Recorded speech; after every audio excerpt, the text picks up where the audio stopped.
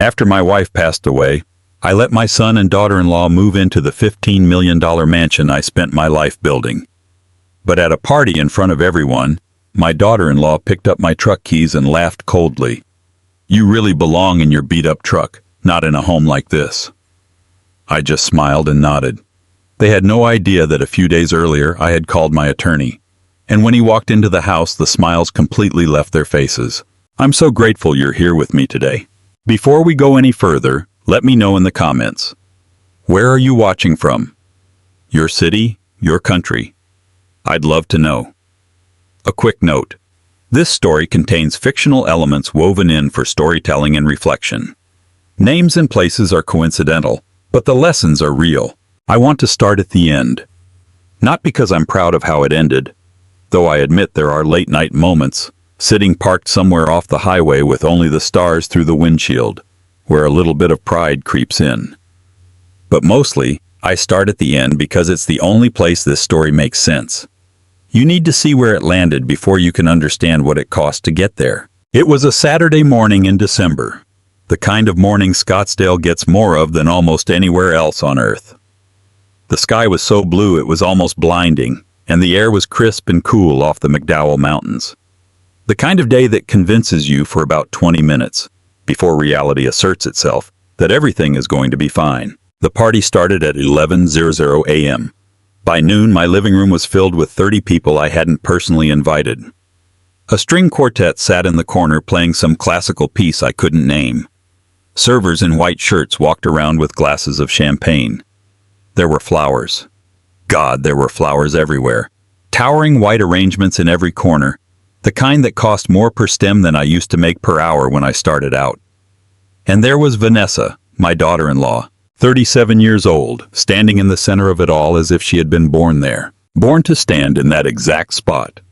She wore a cream-colored dress, her dark hair swept up, moving through the room with the easy grace of someone who had spent years practicing for a moment like this. She led guests from room to room, gesturing up at the vaulted ceilings, the hand-carved woodwork, and the pool patio visible through the floor-to-ceiling glass. "Oh, the architecture here is just extraordinary," I heard her tell a woman in a red coat. The moment we walked in, we just knew this was where we were supposed to be. I kept repeating that phrase in my head, turning it over like a stone you find in the dirt, examining it, trying to decide if it was worth keeping. I stood near the far window at the back of the main room, close enough to the wall so I wasn't in anyone's way. A server stopped in front of me and offered a tray of champagne. I took a glass, not because I wanted to drink, but because holding something gave my hands something to do. My heart was pounding, not from nervousness, but from something deeper, something I still can't quite name, something between grief and total clear-eyed calm. My son Daniel stood near the fireplace, laughing at something Vanessa's friend said. He had his mother's jawline, my height, and neither of our instincts for self-preservation. He caught my eye across the room and gave me a quick nod, the nod of a man who has convinced himself that what he's doing is perfectly reasonable. I didn't nod back. No anger, just silence. About 20 minutes later, Vanessa spotted me. She walked over with a smile so bright and warm that anyone who didn't know her would have thought she genuinely cared. "Harold," she said, touching my arm lightly, "we're so glad you could make it today." The phrase hit me right in the chest. Make it. To a party in my own home, an event I was never consulted on. "Wouldn't miss it," I said. She studied me for half a second, her mind working behind her eyes as it always did, calculating. Her gaze dropped to the small side table next to me, where my keys were resting. They were the keys to my old SUV in the garage, the 2018 Suburban she had been trying to get me to sell for 3 weeks. Her smile shifted, not disappearing but sharpening at the edges. She reached past me, picked up the key fob, and held it between 2 fingers like something unsanitary she had found in a junk drawer. "You know, Harold," she said, her voice carrying just enough to draw the attention of the group standing nearby. "Honestly, you belong in your truck, not in a house like this." A soft wave of polite laughter drifted through the room. That quiet social chuckle people give when they aren't sure if something is a joke, but feel safer pretending it is. I looked at my daughter-in-law standing in the house I had spent my adult life building, holding the keys to the vehicle she had tried to have towed 3 weeks prior. Her smile was tight, devoid of any real warmth. I leaned down, picked up the keys where she had dropped them onto the table, stood straight, and smiled back at her. It wasn't a polite smile, nor a bitter one. It was a genuine smile, the kind that comes from knowing something no one else in the room knows. It was the kind of look that made Vanessa's expression flicker for half a second, as if a cold draft had suddenly blown through an open window. The laughter in the room faded. Someone near the fireplace spoke softly to another guest. A server brushed past us. There I stood, keys in hand, smiling at Vanessa Mason in my living room on the very last morning it would ever belong to her. I want to explain that smile. I want to explain exactly what I knew at that moment and why it felt the way it did. Not victorious, not cruel, but something far quieter and heavier than both. But to explain it, I have to go back. I have to go back a long way, not just to that morning, or even to the year Evelyn passed, but to a 26-year-old kid with calloused hands and a crumpled blueprint, who decided on a Tuesday morning in 1987 to build something that would outlast him. That's where this story really begins. And I promise you, by the time we get back to that smile, you will understand exactly what it meant. Nobody gave me a thing. I want to make that clear right from the start. Not because I'm looking for a pat on the back, but because everything that happened inside that house in Scottsdale stems from it. Vanessa believed she was entitled to everything, and Daniel had convinced himself he deserved it all too. But the whole thing falls apart if you don't understand where that house came from and what it took to build it. My father drove a bakery delivery truck for 31 years. My mother did the books for a plumbing supply outfit out of a converted spare bedroom, using a second-hand computer bought at a churchyard sale. We weren't poor in a way that left permanent scars, but we belonged to that other class of folks, the ones where there was always enough food and the heat worked, but there was never anything extra left over. You learned early on that wanting things was a private activity best kept to yourself. I got a partial scholarship to Arizona State University in the fall of 1979. I covered the rest by working construction during the summers, roofing, pouring foundations, whatever was hiring. What I discovered on those dusty, sweat-soaked job sites at 19 was that I understood buildings. Not just how to put them together, but how they thought, where they were inclined to fail, and how to make them strong. It was the one thing that came naturally to me, and I never took it for granted. After graduating, I worked for other people for 11 years, learning the business through gritty contracts, subcontractor relationships, and seeing how a project bleeds money if you look away for even 3 days. By 1992, I knew enough to realize I was making my boss significantly more money than he was paying me. So I leveraged everything I owned, which wasn't much, and bought out a small, struggling business called Cornerstone Build Group. Harold, my loan officer, leaned forward across his desk, back then with the look of a man delivering a medical diagnosis. I have to ask you straight out, what makes you think you can turn this around? I looked at him and said, because I've watched them do everything wrong for 2 years, and I know exactly what right looks like. He approved the loan, mostly I think because he didn't know what else to do with me. That was the beginning of 35 long years. I won't drag you through every detail. The endless days on job sites in 110 to GF Phoenix summers, the failed bids that nearly wiped us out, or the wins that kept us afloat for another quarter. What matters is that by the time I sold Cornerstone in October 2019, we operated across 4 southwestern states, employed over 300 people, and built the unglamorous commercial and residential foundation of entire towns. I sold the company on a Thursday afternoon. The wire transfer went through, handshakes were exchanged, and I drove the old truck I'd had for 6 years back home. I pulled into a Whataburger on Scottsdale Road because I was starving, sat in the parking lot eating a cheeseburger, and tried to feel something fitting for the occasion. But mostly, all I felt was a profound tiredness and silence. For the first time in longer than I could remember, there was no pressing goal, and that was the exact day I called the realtor about the land in North Scottsdale. But before we get to that house, I have to tell you about Evelyn. because everything I did later means nothing without her. And she deserves to be remembered as so much more than just a footnote in someone else's story. Evelyn Grace Mason, Evelyn Hartwell, when I married her in September 1981, was the kind of woman who made everyone around her feel like they were operating at a higher level than they actually were. She was patient in a way that only truly strong people can be, with a dry, quiet sense of humor that would catch you completely off guard. She built a garden in the backyard of every single house we ever lived in, even the tiny ones, even during those years when there was hardly any time to water the plants. She had a dream, nothing complicated, nothing expensive, just a long road trip for the two of us. No plans, no work calls coming in, no project deadlines pulling me back. Every now and then in the evenings she would pull out a road atlas, a real paper map with fading fold lines, and trace routes with her finger from coast to coast along the blue highways that ran through towns with only a single diner and a water tower. "When you retire, Harold," she would say, and she always said it the exact same way. It wasn't a demand or a complaint, just a quiet truth she held on to until the right time came. She never said if, it was always when. I bought the house in North Scottsdale in November 2019. $15 million, 5 bedrooms, with a pool that caught the late afternoon mountain sun so beautifully, it looked like a postcard.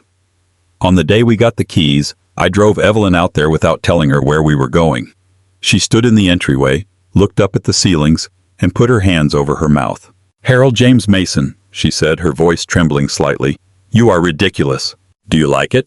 She turned to me, her eyes filled with tears, and let out a deep, genuine laugh straight from her soul. I love it, and I'm angry with you for waiting this long, and I love it." I pulled her close and held her for a long time right there in that entryway, with the Arizona sun behind us, and the scent of desert sage drifting through the air. What I didn't know as we stood there was that we only had 14 months left. The Atlas with her traced routes was still sitting in the glove compartment of that old SUV. On the night Evelyn passed away, I sat in the driver's seat of my truck in the garage for 4 hours, not going anywhere, not doing anything, just sitting where she used to sit, my hands on the wheel and the map on the passenger seat beside me, wondering how a man who had spent 35 years building things for everyone else could end up with nothing left that truly belonged to him. She used to say that the best mornings were the ones where you had nowhere you had to be. I didn't understand what she meant, not really, until the spring of 2020, when Evelyn still had enough strength to walk out to the pool on her own. I started carrying a chair out to the far edge of the patio every morning before the sun got too high. She would walk out in that blue wool sweater she wore year-round, holding her coffee cup with both hands, and sit down with the careful, deliberate practice of someone who had learned not to waste a single precious hour. "You're hovering," she told me one morning, squinting at me in the sunlight. "I'm not hovering, I'm standing near you. Harold, there is about a 6-degree difference between hovering and standing near someone, and you are on the wrong side of that gap." I pulled up another chair and sat down. She handed me my coffee without me asking. She always knew when I needed something before I even realized it myself. And we sat there together for 20 minutes, watching the Sonoran Desert stretch out toward the mountains. I wasn't thinking about a single thing I had to do. "Do you know what this is?" she finally asked. "What? This?"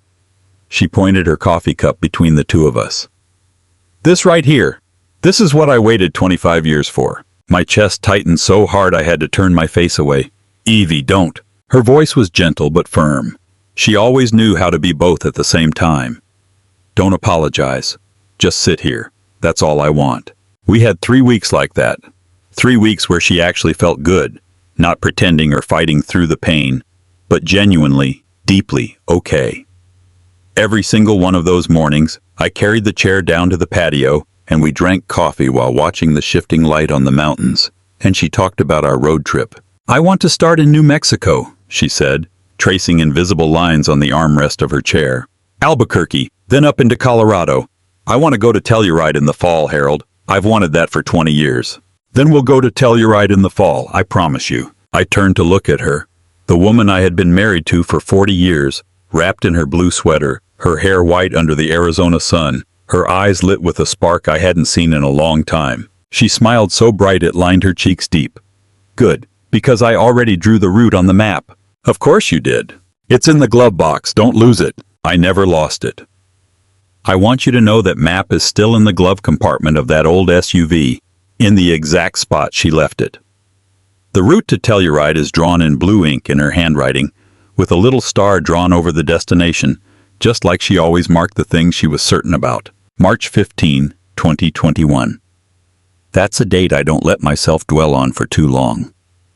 She went quietly, just as she did everything important in her life, without noise, without drama.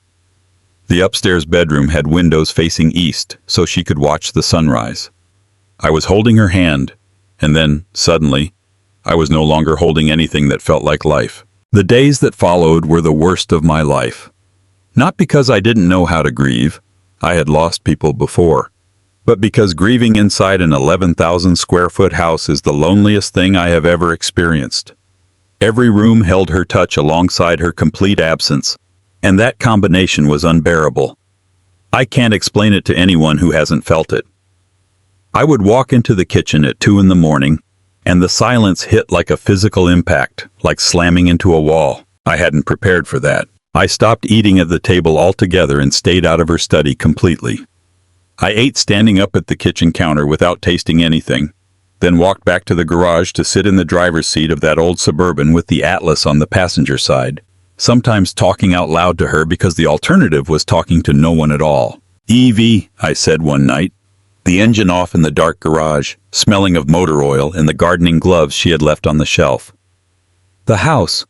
I don't know what it's for anymore." She didn't answer, of course, but sitting in that truck with her handwriting on the map, her gardening gloves 3 feet away, and the blue wool sweater I had folded and placed on the back seat because I couldn't bear to put it anywhere else. In that truck, I could almost pretend she had just stepped inside for a moment. 6 weeks after the funeral, Daniel called. "Dad." His voice sounded cautious, the way he sounded whenever he was rehearsing what to say next. "I've been thinking. You shouldn't be in that house all by yourself. It isn't good for you. What if Vanessa and I came out for a bit, just to make sure you're okay?" My throat tightened, and my eyes burned unexpectedly. I gripped the phone tighter than necessary and stared into the dark. I stood against the garage wall and thought about 3 weeks of mornings by the pool, about the promise of Telluride, and about how the house had 17 rooms, but not a single one felt like mine anymore. "Yeah," I said, my voice rasper than I intended. "Yeah, Daniel, that sounds good." What I didn't understand then, what I've had a long time to think about since, is that there are 2 reasons someone offers to move in with you when you're grieving. The first reason is love. The second reason is calculation.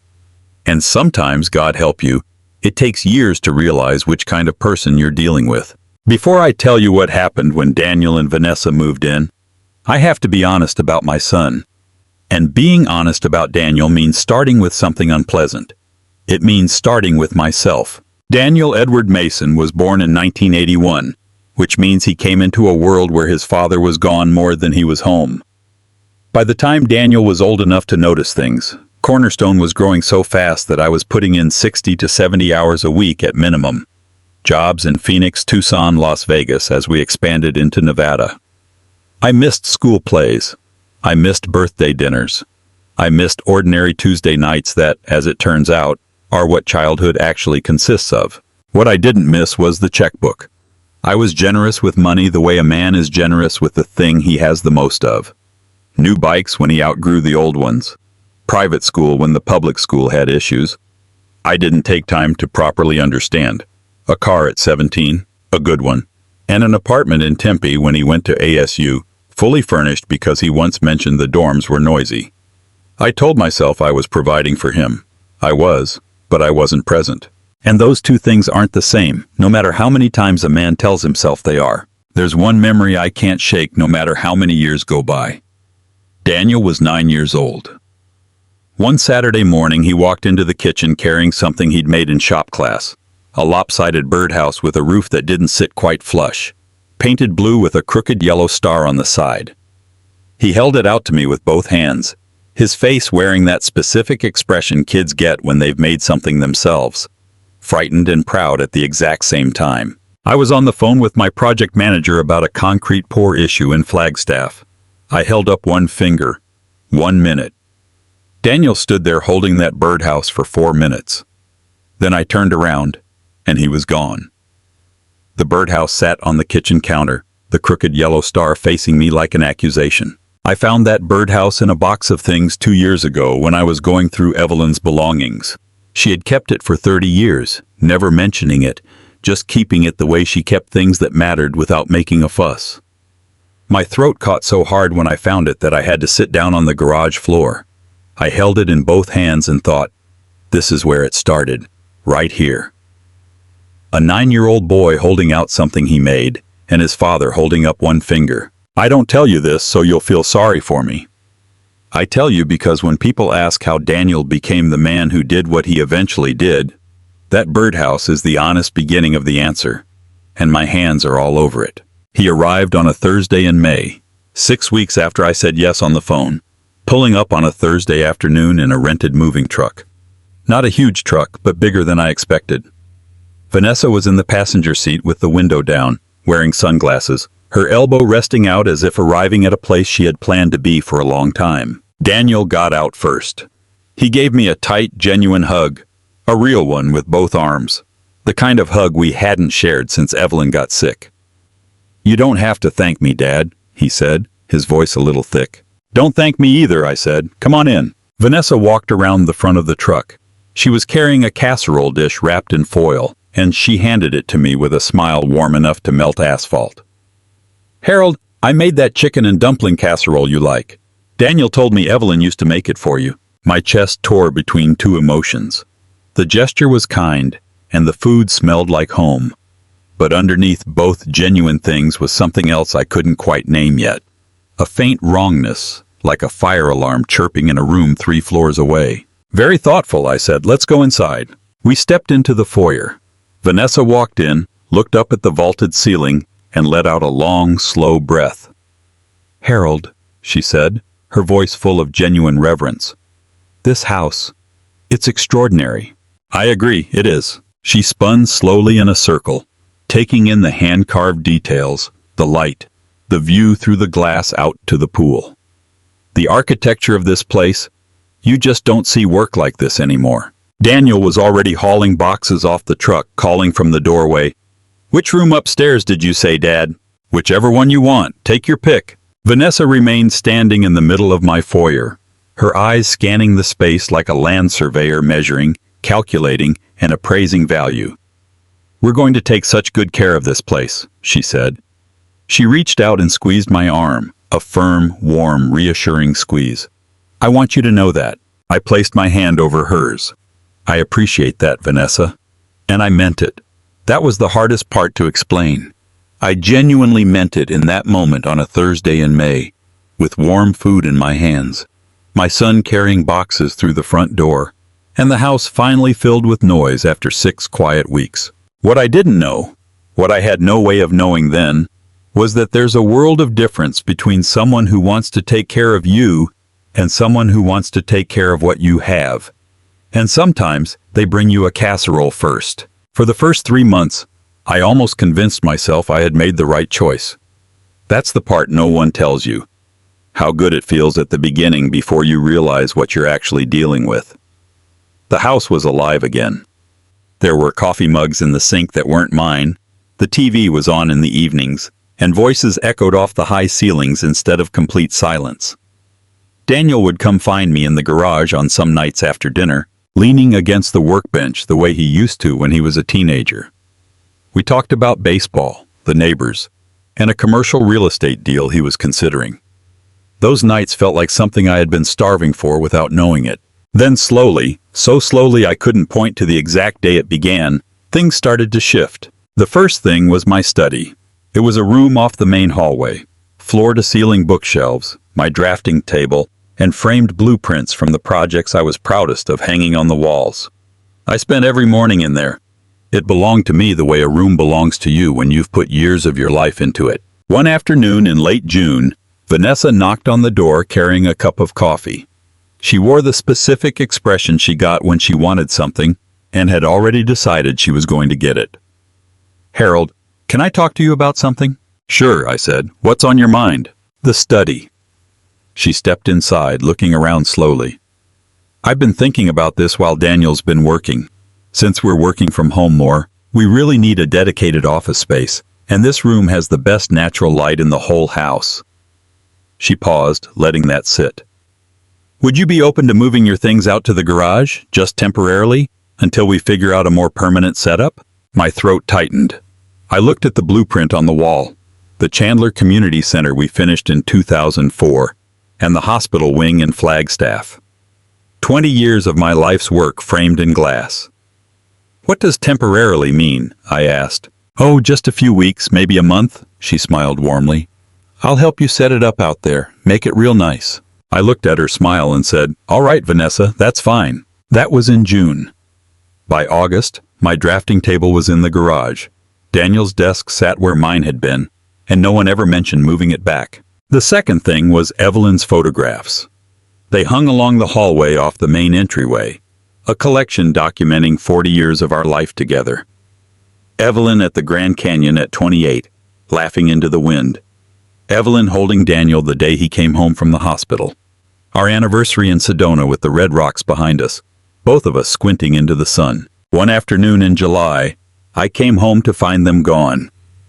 In their place hung 3 large abstract paintings in shades of gray and gold, the kind you see in boutique hotels.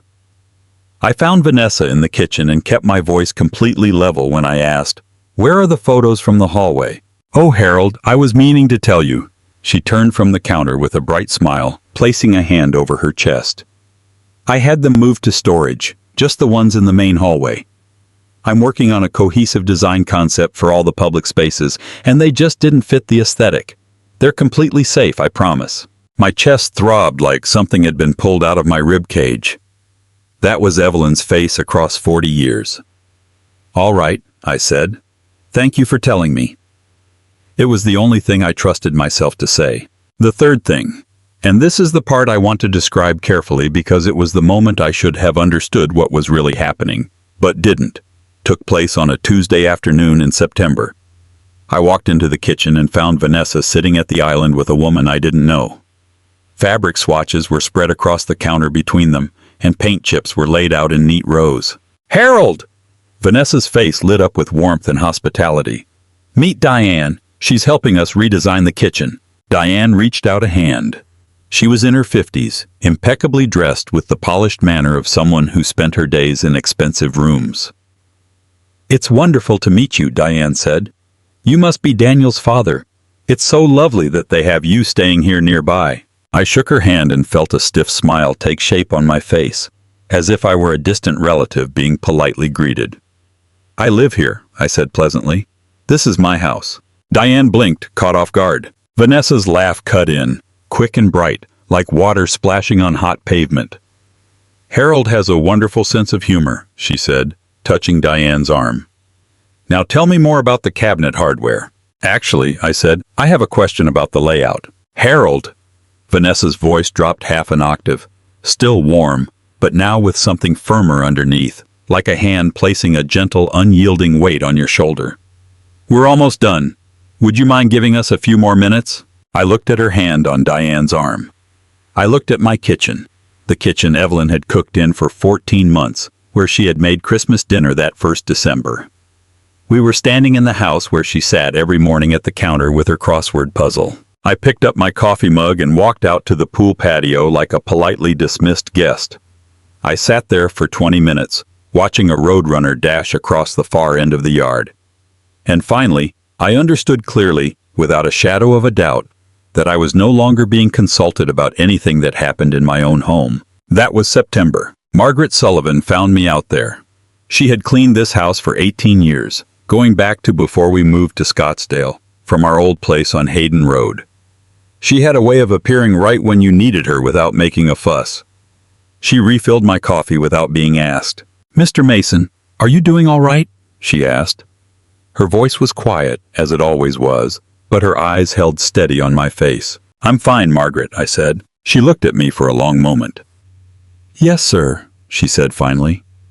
The way she said it told me she didn't believe me for a second, but also showed she understood why I said it. Later that evening, Daniel came out to where I was sitting, poured himself a glass of water, and leaned against the railing, looking out over the yard. Then, without turning to look at me, he talked on speakerphone with a friend. "Yeah, man. Our place in Scottsdale. 5 bedrooms, pool overlooking the mountains. It's really special." He turned around and realized I was sitting 4 feet away. "Dad, it's getting late," he said. I stood up, took my coffee mug, and walked into the house. My steps were steady, but my heart was pounding against my ribs so hard I could feel it in my throat. Because in that moment, I finally had a word for what had been happening since June. October arrived. The way October in Arizona brings a break in the heat, the mornings are finally cool enough for a light jacket, and the desert smells as though something has just been washed clean. By then, I was sleeping in the guest room next to the garage. It had happened so gradually that I couldn't remember the exact night it became a permanent arrangement. One evening I stayed down there because it was late and I didn't feel like climbing the stairs. Then I stayed the next night, and from then on, it stopped being temporary and became where I lived.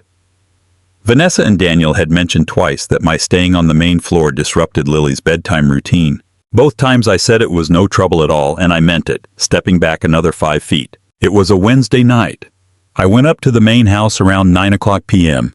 because I had left a book on a shelf in the upstairs hallway, a biography of Robert Caro I'd been slowly reading for a month. I let myself in through the kitchen door off the garage entry, the door I had used every day for 2 years. The kitchen was dark. I didn't turn on the light. I didn't need to.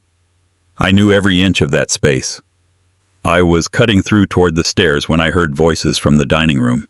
The door was cracked open, sending a strip of warm light across the kitchen tile. It was Daniel's voice, Vanessa's voice, and 2 older voices coming through the speakerphone, a man and a woman. I stopped. I want to be honest with you about why I stopped. It wasn't strategy, and it wasn't calculation. I stopped because I heard my name.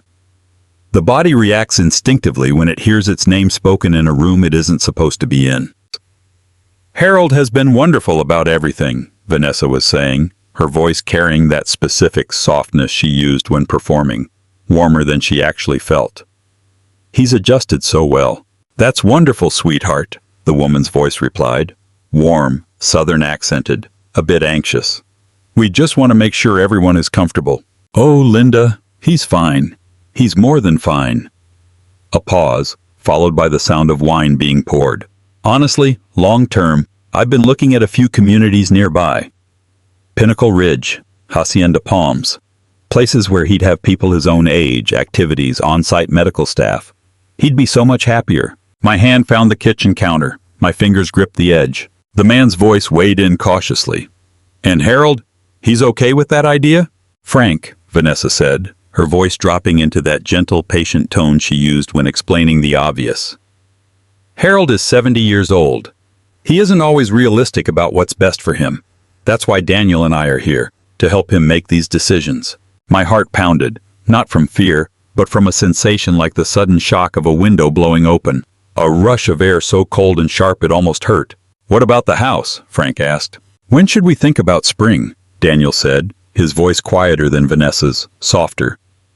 "Give it about 6 more months. Let the transition happen slowly.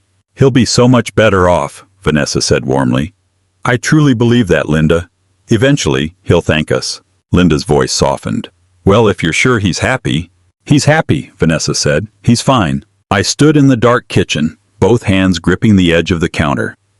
And I want to tell you exactly what I felt, because people always assume it was anger. It wasn't. What I felt was the opposite of anger. What I felt was the absolute coldest, clearest precision I have ever experienced in my life. It was like a camera lens snapping into focus after years of blur. My son, my 40-year-old son, was sitting in my dining room over a glass of my wine, calmly discussing plans to move me into an assisted living facility. And his wife was reassuring strangers over the phone that I would eventually thank them for it. I realized, standing in that dark kitchen with my hands anchored to the counter, that I had been waiting for Daniel to become someone else.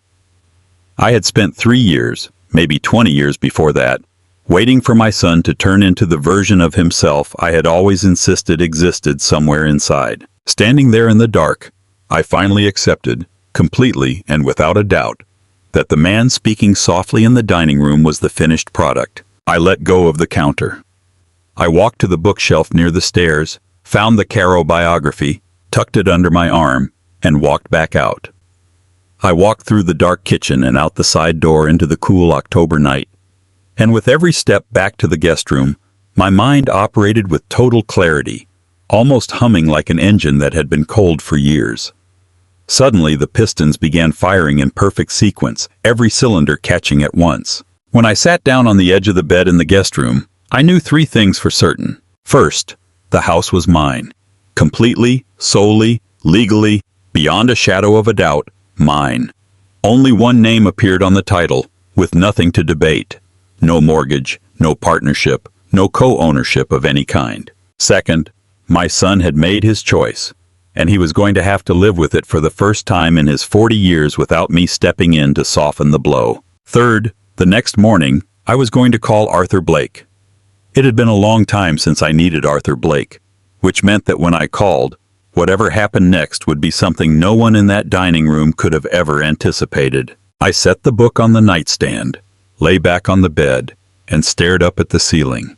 For the first time in months, I slept deeply, feeling as though I was right where I needed to be. Arthur Blake kept his office on the third floor of a building on Camelback Road, where the carpet had retained the exact same shade since 2003. I knew this because I had been walking into that office for 22 years, and the carpet was always that same deep burgundy. It brought a strange sense of comfort, knowing that some things in this world simply refused to change. I called him at 7:15 a.m. The phone rang twice. "Harold." His voice was crisp, unhurried. In my experience, Arthur Blake had never sounded surprised to hear from anyone. "How long has it been?" "4 years," I said, "maybe 5. "That long." A brief pause. "Come on in." I was in his office by 9 a.m. He let me talk for 40 minutes without interruption. That was one of the things I always appreciated most about Arthur. He possessed the rare, almost extinct ability to listen to another person without immediately preparing his reply. He just listened, hands folded on his desk, his eyes fixed on my face.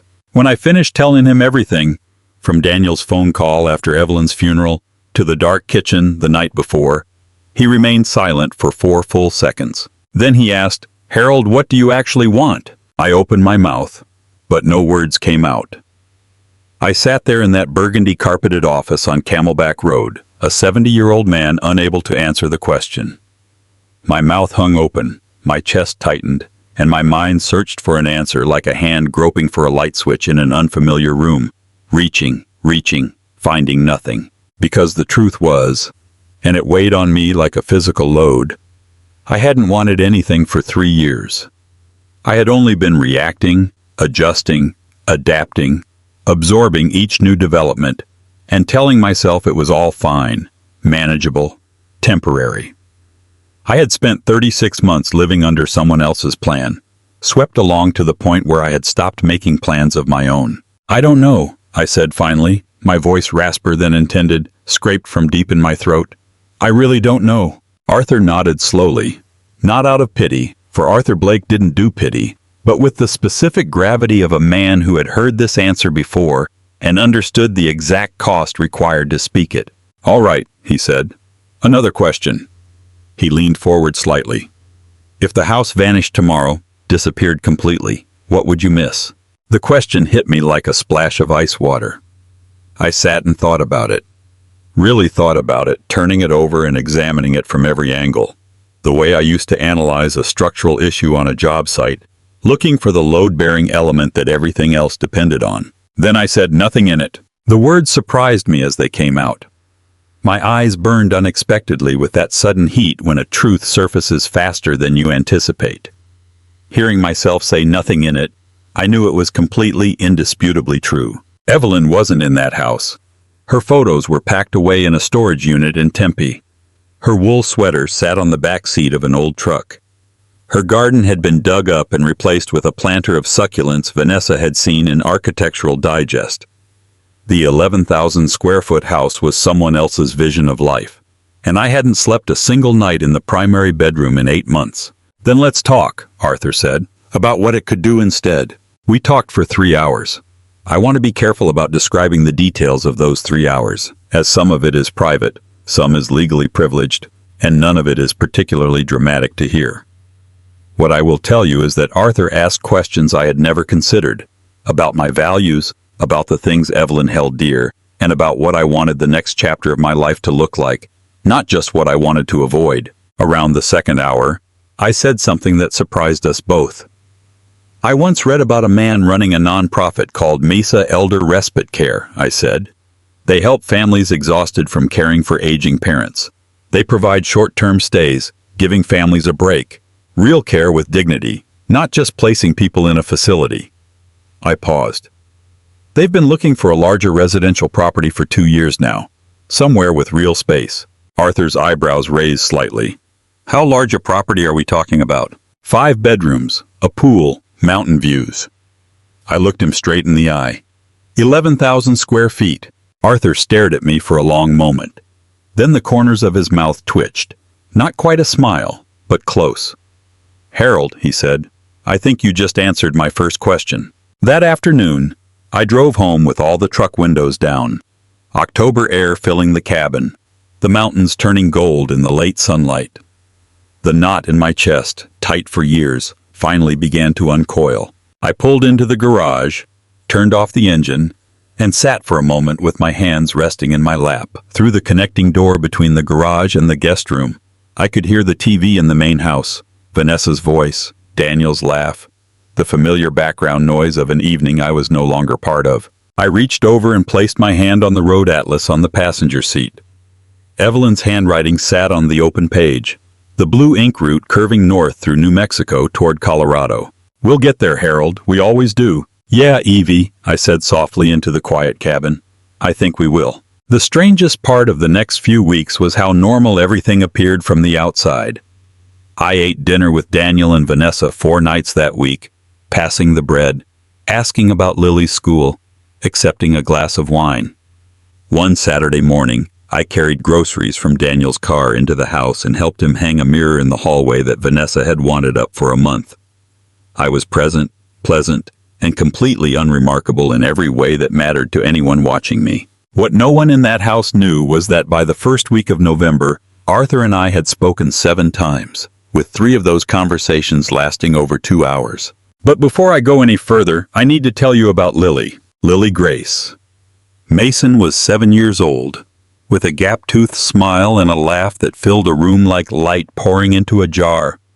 She had Daniel's eyes and Evelyn's stubborn chin, along with a boundless enthusiasm for showing me everything. Drawings she made at school, rocks she found in the yard that she was convinced were special, and a caterpillar she discovered on the back wall and named Gerald, checking on him 3 times a day. Grandpa Harold, she said one morning, climbing onto the stool next to me at the kitchen counter, her small face serious with the weight of important news. Did you know that caterpillars don't actually sleep in their cocoons? They melt. I set my coffee cup down. They melt? Completely, she nodded decisively, pulling her knees up to her chest. Like they're turning into soup, and then they build themselves back out into a butterfly. She looked at me with Evelyn's eyes. Isn't that the coolest thing you've ever heard? My chest throbbed with a pain so soft it was almost sweet. That might be the coolest thing I've ever heard, I agreed. She beamed at me with that unreserved, innocent smile that only children and people with nothing to hide possess, before turning back to her cereal.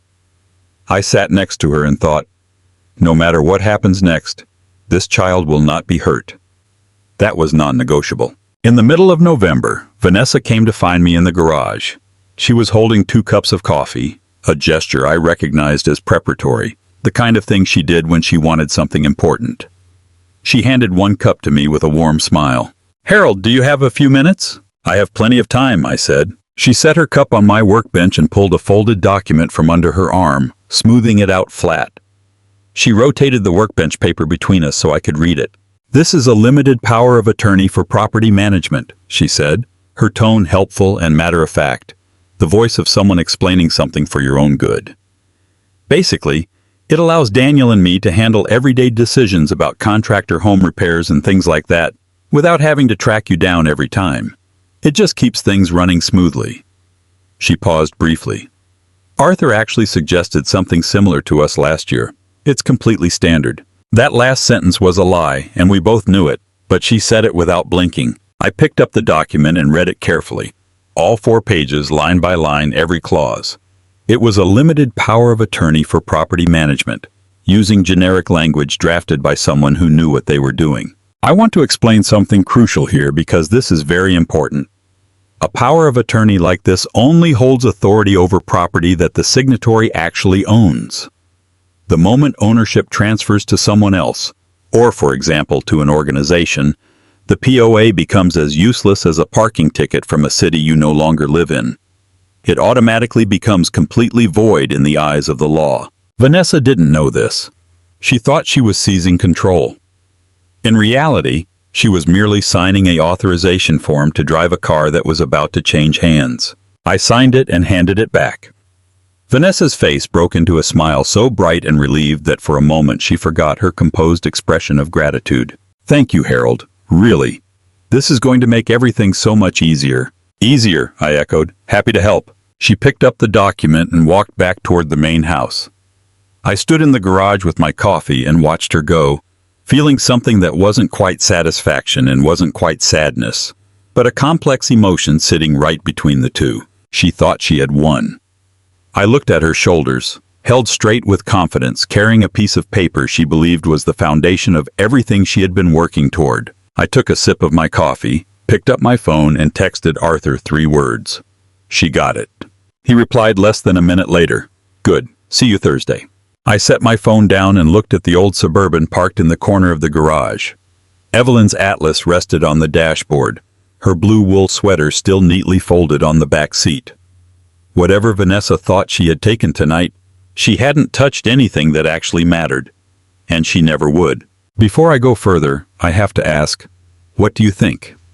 You've watched Vanessa take his office, his wife's photos, and his dignity, piece by piece. And Harold didn't fight back. Not once, not outwardly. Tell me your thoughts. Type a 1. If you think he already has a plan no one in the house knows about, or type 2. If you think he's still just trying to hold on.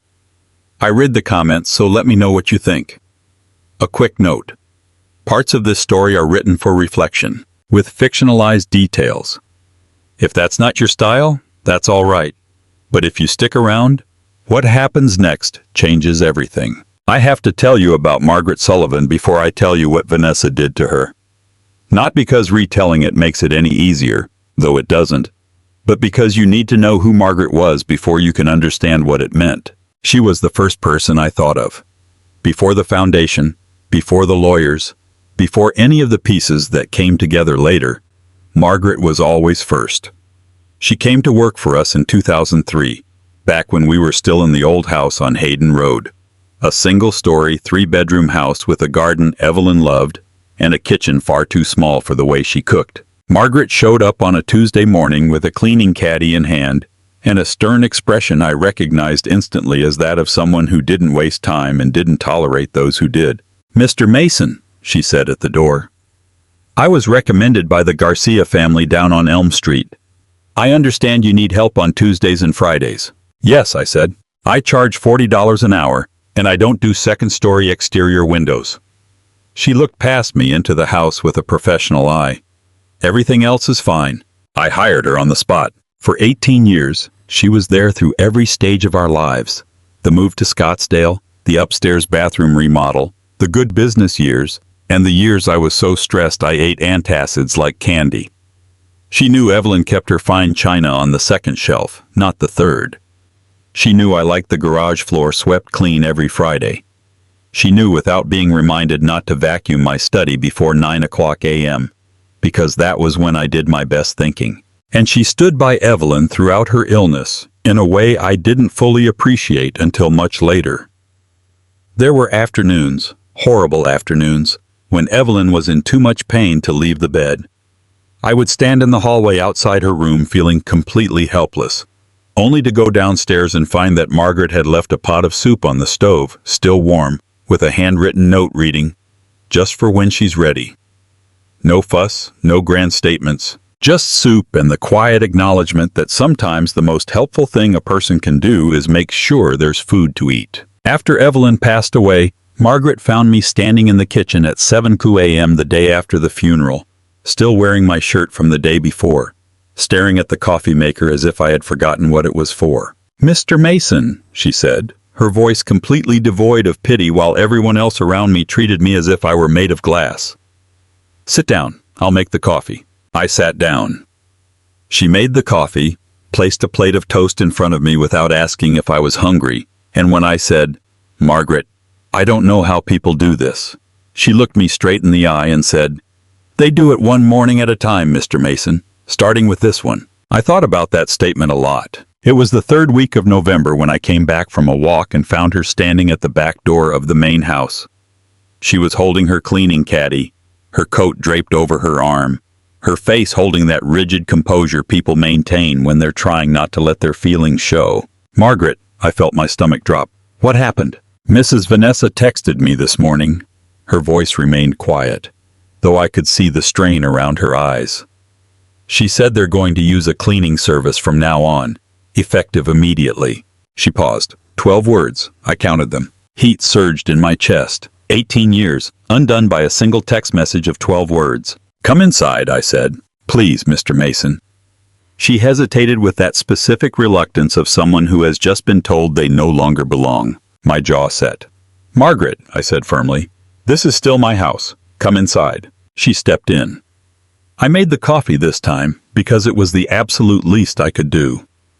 We sat at the kitchen island, the same island where Evelyn used to do her crosswords and where Lily ate her cereal every morning, and I listened while Margaret explained the text in her quiet, undramatic voice. She had received it at 8:45 that morning. No advance notice, no severance, nothing. She held her mug with both hands and looked down at the countertop. 18 years, Mr. Mason." "I know." My voice was thick and quiet. "I know, Margaret, and I'm sorry." "It's not your fault. It is my fault," I said. "Part of it is entirely my fault. I let things reach a point where Vanessa felt she had the right to do this, and that's on me. I want to make it right. Not what happened. I can't undo that, but I want to fix the rest of it." Then she looked up at me. "Mr. Mason, you don't have to do this." "I'm meeting with Arthur Blake this afternoon," I said. "I want to set up a retirement fund for you, a real one with monthly payments for the rest of your life, plus comprehensive health insurance." I looked her straight in the eye. "You gave 18 years to this family, Margaret. That's worth a lot more than a text message, and I'm in a position to help you." Her eyes filled with light, that sudden, involuntary brightness that appears before tears come to people who don't easily allow themselves to cry. Her chin lifted slightly, her jaw working.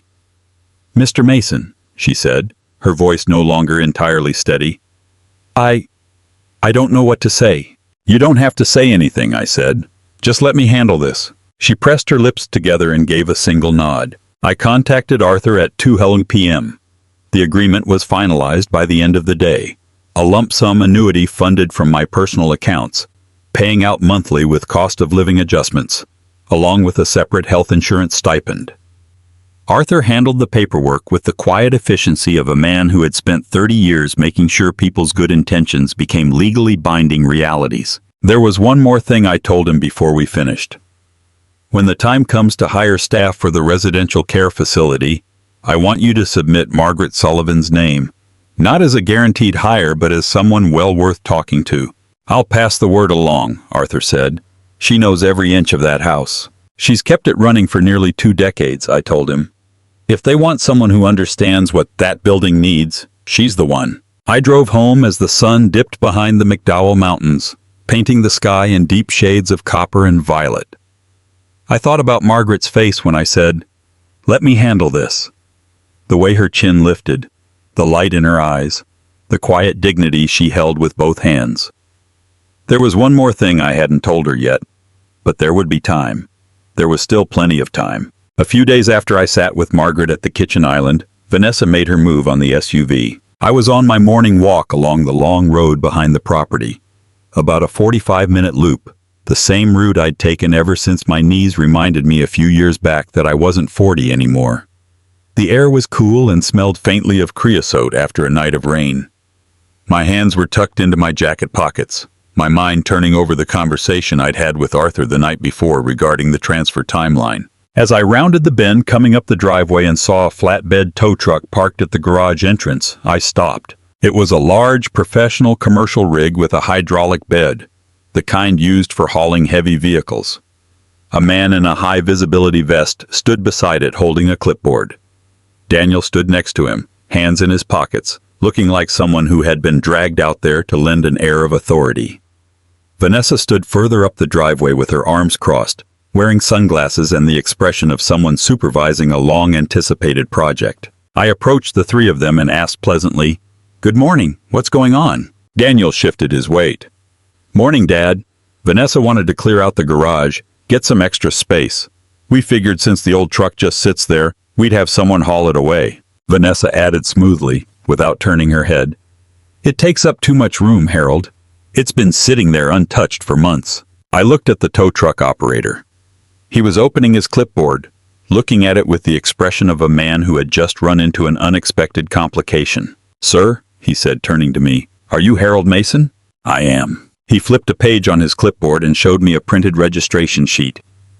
"This 2018 Chevrolet Suburban is registered under the Evelyn Mason Memorial Foundation." That was a registered non-profit organization in the state of Arizona. He took off his cap and scratched the back of his neck. "Ma'am, like I was trying to explain, I can't move a vehicle titled to a non-profit foundation without a court order authorizing the transfer or liquidation. Touching that vehicle without proper legal authorization opens my company up to civil liability, and depending on the circumstances, it could constitute conversion of charitable assets, a felony under Arizona law." Vanessa's head turned toward the man so slowly it was almost theatrical. "I'm sorry, what?" "The truck belongs to a foundation, ma'am, not to any individual. I need board documentation authorizing removal or a court order. Without one of those two things, I can't touch it." Vanessa pulled down her sunglasses and stared at me over the frames, her eyes sharp and completely still. "Harold," she said, her voice carrying a quiet edge far more dangerous than yelling, "Did you do this?" I looked her straight in the eye. "I transferred the vehicle to the foundation a few weeks ago. It made sense, as the foundation will eventually need transport, and it was easier to handle while the paperwork was straightforward." "A few weeks ago," she repeated slowly, as if tasting every word. "Without mentioning it to us?" "It's my vehicle, Vanessa. It wasn't a family decision." Her jaw clenched, a muscle near her temple twitching. Daniel looked off toward the street. The tow truck driver, sensing with professional intuition that he was caught in the middle of something well outside his pay grade, quietly closed his clipboard. "I'll be moving along," he said to himself. "Have a good day, folks." He got into his cab, the hydraulics hissed, the bed leveled out, and the large truck backed down the driveway onto the street and drove away. Vanessa watched it leave. Then she uncrossed her arms and adjusted her jacket with two sharp, decisive tugs, the gesture of a person pulling herself back together. "All right," she said tightly. "All right, Harold, that's fine." She turned and walked into the house without another word, her heels clicking sharply on the stone walkway. Daniel stood beside me, staring at the empty space where the tow truck had been parked, his shoulders hunched up near his ears. "Dad," he said softly, "what are you doing?" I looked at my son, 40 years old, hands shoved deep into his pockets, asking me like a man terrified of the answer. "I'm just making sure everything is taken care of, Daniel," I said simply. "That's all." Daniel opened his mouth, closed it, and opened it again. "It feels like it's more than that." "Yeah," I agreed. "I suppose it is." I walked past him into the garage. The SUV sat in the corner, right where it had been. Dusted, familiar, completely unmoved. I placed my palm on the hood, feeling the cool metal beneath my hand, its quiet solidity. Through the house entry, I could hear Vanessa's voice carrying from somewhere inside, tight and strained as she tried to regain control of the situation. I stood there, hand on the hood of Evelyn's truck, and thought about what Arthur had said the previous week when we went over the foundation filings. "Harold, she's going to start pushing harder now. People who think they're close to getting what they want always do." "I know," I had said. "Are you ready?" I had looked out his office window at Camelback Mountain turning orange in the late afternoon sun and said, "Arthur, I've spent my entire life building things under pressure. I know how to hold a structure steady when the load increases. He had smiled then, a real smile. Good, because the load is about to increase. Standing in that garage, hand resting on the hood of Evelyn's truck, I knew he was entirely right. And I knew I was ready. There was a room on the second floor that I hadn't changed since the week Evelyn passed away. I want you to understand what I mean by that. I don't mean I left it slightly dusty or left books lying around. I mean I hadn't touched a single item in that room for 8 months. Her reading chair still angled toward the window just as she preferred, slightly to the left, so the late afternoon sun hit over her right shoulder. Her books remained on the shelves in the exact order she left them. Not alphabetical, not by genre, but by a personal system of meaning known only to her, one I had never questioned. I used to have the chance, and now I never will again. Her blue wool sweater, the one she wore every morning by the pool, was hanging on a hook behind the door. That room was the only place in this house where I could still feel her presence.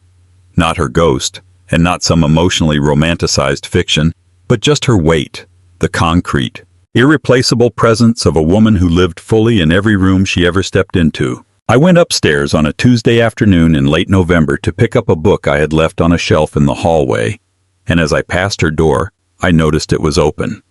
I stopped. I used 2 fingers to push the door wider. The reading chair was gone. The books were gone. The coat hook behind the door, where her sweater had hung, now held 3 of Vanessa's silk shirts, each on a padded hanger, each worth more than my entire first month's salary in 1979.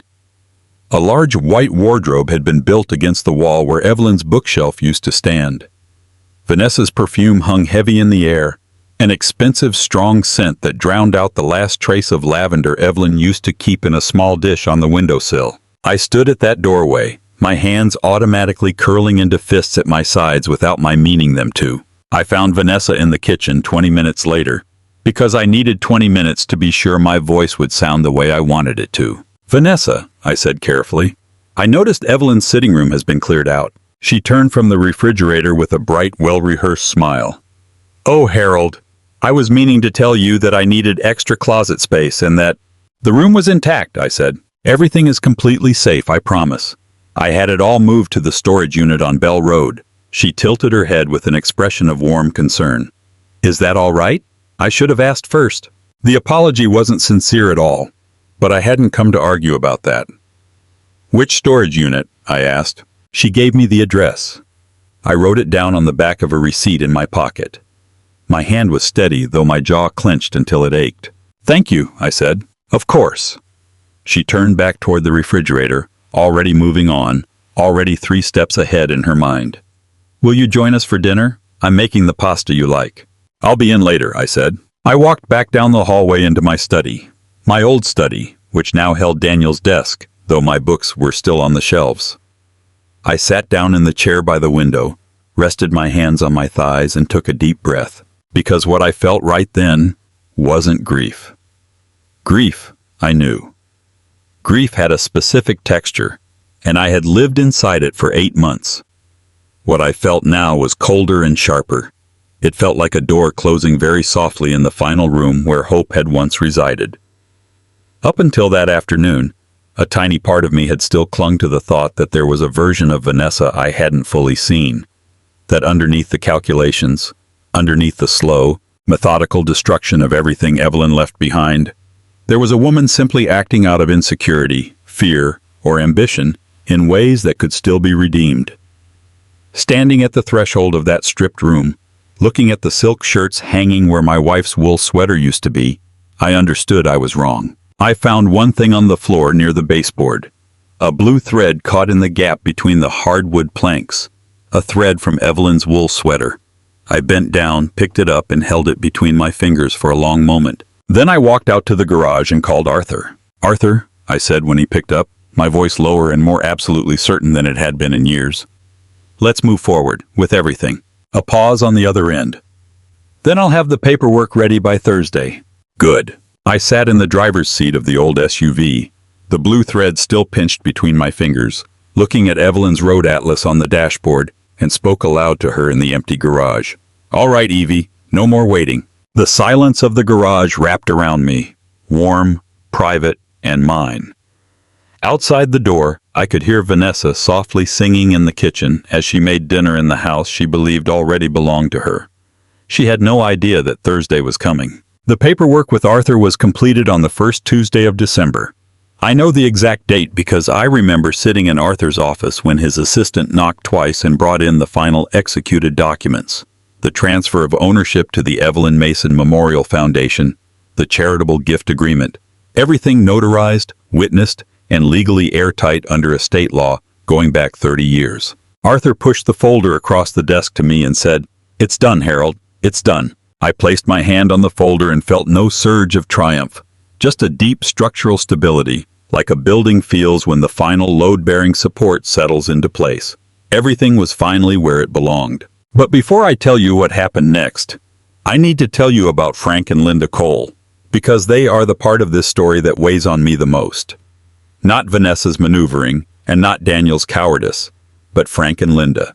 Two people in their late 60s who sold the only home they had ever owned simply because their daughter looked them in the eye and told them a palace was waiting for them. I want to be clear about what I knew and when I knew it, because I don't want to make myself out to be smarter than I was.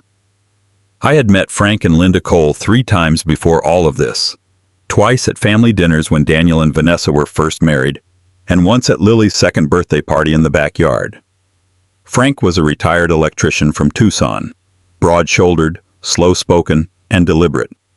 Linda had taught 3rd grade for 26 years at an elementary school on Oracle Road, possessing that specific warmth of someone who had spent decades making small children feel capable of things they weren't sure they could do. I liked them. That was the simple truth. They were decent people. The first sign came on a Wednesday evening in late November, 3 days after I had called Arthur to execute the plan. I was walking down the hallway when I heard Vanessa's voice carrying from the living room, low, warm, wrapped in that sweet tone she reserved for performances. "Mom, I'm telling you, it's incredible here. 5 bedrooms, a pool, views of the mountains. Lily is in heaven." I stood silently listening. No, Harold is completely fine with it. He was the one who brought it up. He said he would love to have more family around. You know how lonely he gets. A pause, followed by a soft, reassuring laugh, the sound of someone closing a deal. "You just talked to Dad about the house. The market in Tucson is great right now. You don't want to miss this opportunity." I stood in that hallway, my stomach turning into a hard knot. She was using my name. She was putting words in my mouth to tell her own mother, to tell Linda Cole that I had personally invited them, that I was lonely and longing for family, that the timing was perfect. And Linda, who had no reason to doubt her daughter, would go home and tell Frank. Frank would look at the Tucson real estate market, do the math, and they would sell the house they had lived in for 30 years, all because Vanessa had invented a story and called it a gift. I walked out to the garage and sat down heavily on the stool by my workbench. "What is wrong with you?" I muttered. Not to Vanessa, not to anyone in particular, but just to the situation, to the specific horror of watching someone use their own parents as pawns on a chessboard. The worst part, the thing that made my chest ache with a mixture of anger and grief, was that there was nothing I could do, not then and not directly. If I called Frank and Linda myself, I would be stepping into a family dynamic where I had no footing, and Vanessa would twist it into the confused interference of an old man. If I confronted Vanessa, she would deny everything with that familiar cool composure, and nothing would change except that she would become more careful. The only option I had was the one already in motion. That evening I called Arthur. "The Coles," I said. "Vanessa's parents. I think they're being pushed to sell their house." "On what grounds?" Arthur asked. "On the grounds that their daughter told them the owner of a $15 million estate personally invited them to move in." A silence followed. Then Arthur spoke in the calm tone of a man who had seen a great deal and was still capable of being quietly appalled. "Harold, that's a problem." "I know it's a problem, Arthur. The timeline just became critical. The faster we act, the less exposed they'll be." "Then let's move faster." What happened next unfolded over the following 2 weeks with the specific momentum of something set in motion by too many separate forces to be stopped. Frank and Linda put their house in Tucson on the market in the second week of November. It went under contract in 9 days. The Tucson real estate market was exactly as strong as Vanessa had said, the single true statement in her entire buildup. They closed before Thanksgiving. I learned about the closing from Lily, who announced it at breakfast one morning with complete nonchalance. "Grandma Linda called last night. She said all her boxes are packed." She took a spoonful of cereal. "Grandpa Frank said the new people move in next week." From what I gathered through overheard conversations, Frank and Linda had moved into a fully furnished short-term rental in Scottsdale, close enough to see the house, but far enough for Vanessa to manage when they visited. They were waiting. That was the word Vanessa used when speaking about them to Daniel one evening. Waiting. As if two people in their late 60s who had sold everything they owned were merely items on a checklist, patient and untroubled, ready to be slotted in whenever the arrangement called for it. I set my coffee cup down very carefully. "That's exciting for them," I said, my voice coming out flatter than intended. Lily looked at me with curious eyes that missed nothing, looking remarkably like Evelyn. "Are you okay, Grandpa Harold? Your face looks like you're in pain, but you don't want to say it." A sharp knot formed in my throat. I reached out and tucked a strand of hair behind her ear. "I'm fine, sweetheart," I said. "Eat your cereal." She continued eating her breakfast with a satisfied expression. And I sat at the kitchen table in a house that had belonged to a charitable foundation for 11 days. I thought about two people in their late 60s who had sold everything they owned based on a promise their daughter had no right to make. I couldn't undo what they had done, but I could make sure of one thing. When the truth came out, it would be fully documented and legally sound, leaving no room for anyone to claim they hadn't been informed. Arthur had taken care of that part. A week after the paperwork was finalized, I had dinner with Daniel and Vanessa. I passed the bread, asked about Lily's Christmas play at school. She was playing an angel, which she told me was the best role because angels got the biggest wings. And I complimented a Cabernet that Vanessa had chosen, which didn't actually deserve the praise. I was present, unremarkable, and completely ordinary in every respect to anyone watching. What no one in that house knew was that the floor they were walking on belonged to a foundation. For 11 days, I kept that quiet knowledge. I want to describe that dinner party because it was the moment I fully understood I was ready for whatever came next. It was a Thursday evening in mid-December. Vanessa had been planning it for 2 weeks. I knew because I'd seen the notebook on the kitchen counter with the menu written in her neat handwriting, and because the florist had arrived on Wednesday to deliver table arrangements. She had invited 6 couples, acquaintances from the neighborhood and through Lily's school, the kind of a carefully cultivated social circle a woman builds when she wants to establish her standing in life. She came to find me in the garage around 4 o'clock that afternoon. She was already wearing an elegant cream-colored outfit, radiating the efficient warmth of an event coordinator.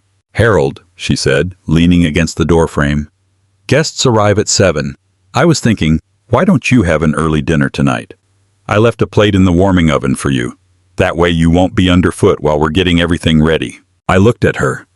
She met my eyes with that familiar expression of sympathetic concern, the look that said, "I'm doing this for you, not to you." "Of course," I said. "That's very thoughtful." She smiled, genuinely relieved that I wasn't going to make things difficult. "Thank you, Harold. I really appreciate your understanding." I ate at the small kitchen counter around 6:15. A plate of leftover chicken, perfectly fine and entirely beside the point.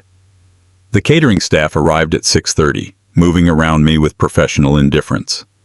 By 7, the main rooms were filled with voices, music, and the lively laughter of people having a good time. I could look through the kitchen door into the main room. I watched Vanessa move among her guests the same way she had moved through the entryway the day she first stepped inside, with the absolute confidence and ease of a woman in her own home. She guided people to look at the art on the walls, to admire the mountain view through the glass at the back, to appreciate every beautiful detail of the space. "The architecture here is extraordinary," she was telling a woman wearing emerald earrings. We knew it the moment we walked in. A man in a gray blazer raised his glass. "To the new house, to the new home." A warm murmur of agreement echoed through the room. I picked up my plate and set it in the sink. One of the servers, a young woman around 25, was working efficiently nearby. She glanced over at me and said, "Can I get you anything else, sir?" "No, thank you," I said. "I'm just heading out." She nodded and went back to work. I walked out through the side kitchen door into the cool December evening and stood on the path between the house and the garage. The sky was vast, dark, and filled with stars, cold and sharp, the way the Arizona night gets in winter. The music and laughter filtered through the walls of the house, settling into the dark air around me. And standing on that path at 70 years old, listening to the noise of a party celebrating the takeover of my home, I felt something lighter than I had in years, a feeling as clean as a room after all the furniture has been removed and the windows thrown wide open. Because in that moment, standing between the house and the garage, I understood with total clarity that I didn't want anything inside that building. I hadn't wanted it for a long time. What I had been holding on to wasn't the house. I had harbored the idea that enduring every small indignity was somehow an act of love for my son. But it wasn't. It never had been. It was just what I had always done. Pay the bill, maintain the status quo, absorb the blow, and wrap it in the language of patience. I walked to the garage, opened the passenger door of the old Suburban, and sat sideways on the seat with my feet on the concrete floor and my hands resting on my knees. Evelyn's road atlas lay open on the dashboard, the route drawn in blue ink catching the dim overhead light. "Almost there, Evie," I said softly into the dark. My voice sounded thick and warm, not with sadness, but with an emotion close to a joy I hadn't expected to feel again. Almost there. Through the walls of the house, someone laughed at a joke, a loud, genuine laugh that filled the room. I sat with my hands folded in my lap and thought about Telluride in the fall, 2-lane roads, and a life without deadlines. I felt the corners of my mouth lift into a smile that had nothing to do with anyone inside that house, and everything to do with the woman who had traced a route in blue ink across a paper atlas and trusted me to follow it. 3 days before Christmas, Vanessa formally announced the housewarming party. She came to find me at breakfast the next morning, her face bright with the distinct energy of someone reaching the final stages of a long-term goal. "We're hosting the official housewarming on the 20th, she said, pouring coffee with one hand while checking her phone with the other. "The formal invitations went out this morning. 40 guests. I want it to be grand, something really special." She looked up at me over the rim of her cup. "Frank and Linda are coming too. They're so excited to finally see the place." "That's wonderful," I said. "I was thinking we could put them in the front guest room, the one with the mountain view," she said with a warm, affectionate smile. "After all, it's going to be their room eventually." "Sounds nice," I said. She studied me for half a second, a quick internal assessment, the way she always evaluated me, before nodding in satisfaction and returning to her phone. I finished my coffee, thinking about what Arthur had said when I told him the date of the party. "Harold, do you know what else is scheduled for the 20th? The Foundation's official property inspection." I know, I had told him. Arthur had been quiet for a moment before asking in a dry tone, "Should I reschedule it?" I had thought about it for precisely 3 seconds. "No," I said. "Leave it." The morning after Vanessa announced the party, I went upstairs to find Lily. She was in her room, the one at the end of the hall with the yellow curtains she had picked out herself. She was sitting cross-legged on the floor, holding a pad of paper and a few markers, working with the intense concentration that only children and surgeons possess. I knocked on the door. "Hey kiddo, what are you making?" She looked up, her face lighting up with an innocent, unreserved expression that hit me deep inside every time my sternum would ache with a sharp, tender pain. "Grandpa Harold, come look at this." I sat down on the floor beside her, my knees aching as usual, but I ignored it and looked at the picture she was drawing. It was a house with a yellow sun overhead and a truck parked in front. 2 stick figures stood beside the truck, one tall and one short. The short one had frizzy hair, which I recognized as Lily's way of depicting herself. "That's you," she said, pointing to the tall figure. "And that's me, and that's our truck." My chest tightened with a sharp, almost painful pang. "Our truck, Evelyn's truck," she explained in the patient voice of someone correcting an obvious misunderstanding. "The truck in the garage. Mom says it's old and ugly, but I think it's cool." She tilted her head. "Do you think it's cool?" "I think it's the coolest truck in Scottsdale," I said truthfully. She beamed, showing off that stubborn chin she inherited from Evelyn. Then she returned to her drawing, adding a cloud above the house with a yellow crayon. After a moment, without looking up, she said in the same breezy tone she used when talking about caterpillars. Mom said next week I'm going to sleep on the sofa so Grandma Linda and Grandpa Frank can stay in my room. Is that true? I stopped breathing. I looked at the top of her head, her dark hair tied into 2 uneven braids that she had done herself that morning, leaning slightly to the right.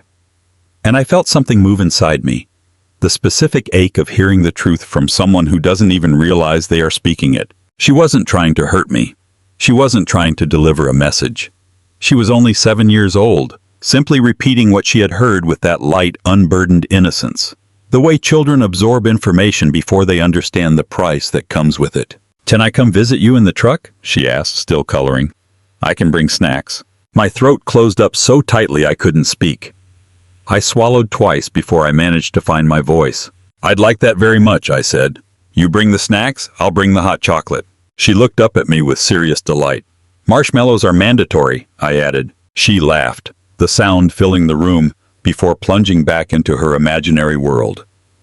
And I sat beside her on the floor, my heart aching in a way that wasn't entirely sad. I looked at that drawing, the house, the truck, the 2 stick figures, the yellow sun, and I thought about what Arthur had said the week before. "Harold, are you sure about all of this?" "Arthur," I had told him. "Once this is done, I've been sure since October. I'm not a man who changes his mind, and I know you aren't either. I just want to make sure you've thought about Lily." That had made me pause. I sat and thought about it for a long time. Then I said, "Everything I'm doing with Lily in mind. She is the reason the trust exists. She is the reason I'm doing this cleanly and legally, without leaving behind a mess.